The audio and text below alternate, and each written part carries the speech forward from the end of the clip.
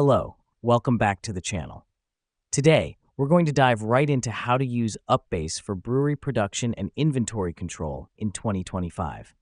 First up, you'll need to log into your UPBASE account. This is your control center for managing production and inventory.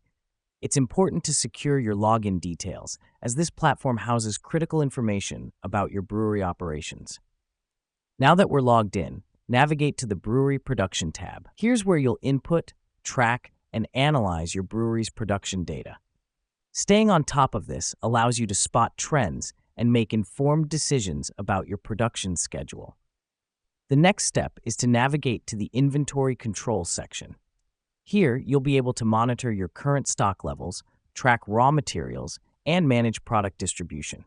The reason we do this is to avoid running out of stock or overstocking, which could lead to unnecessary costs. At this point, you might be wondering how to keep track of all this data.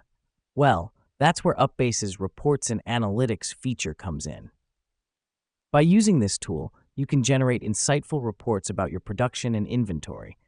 This helps us because it simplifies complex data and makes it easier to understand our brewery's performance. Lastly, don't forget to save and back up your data regularly.